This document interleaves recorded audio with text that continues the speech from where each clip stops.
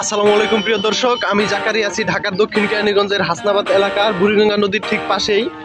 তো এখানে আমার সামনে দেখতে পাচ্ছেন একটি জাহাজ নোঙর করা আছে এবং ক্রেন দিয়ে সেখান থেকে পাথর আনলোড করা হচ্ছে। তো মূলত আমরা যে বড় বড় অট্টালিকা তৈরি করে থাকি এগুলোতে যে পাথরগুলো ব্যবহার করা হয় সেই পাথরগুলো মাউন্টেন এলাকা থেকে জাহাজে করে ঠিক এভাবেই আসে এবং বড় বড় ক্রেন দিয়ে জাহাজ থেকে আনলোড করা হয়। আনলোড করে যে এখানে দেখতে পাচ্ছেন রাখা হচ্ছে। তো আবার ওই পাশে অন্য কোনো গাড়িতে সেটা নিয়ে যাওয়া হচ্ছে হয়তো দূরে কোথাও।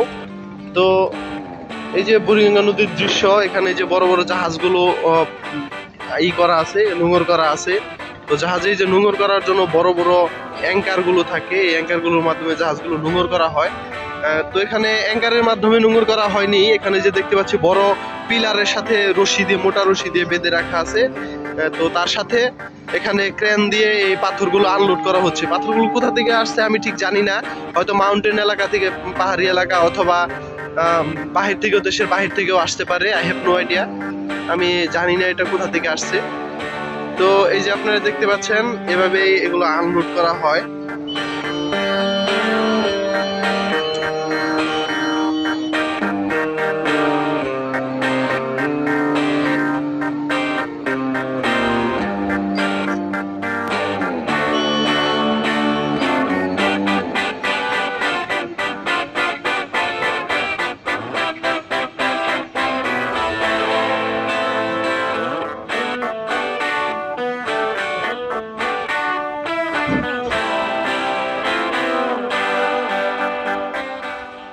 তো পুরো নদীতে প্রচুর পরিমাণে জাহাজ নোঙর করা আছে, দুই পাশে নোঙর করা আছে।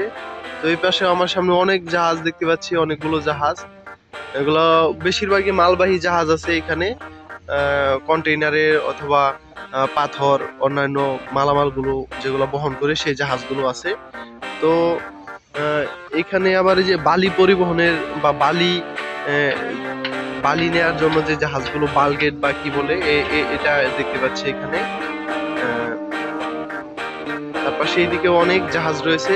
তো বন্ধুরা, আমি বুড়িগঙ্গা নদীর একদম ঠিক কিনারে আছি। এই যে আপনারা দেখতে পাচ্ছেন আমার পাশে পানি দেখা যাচ্ছে, নদীর পানি।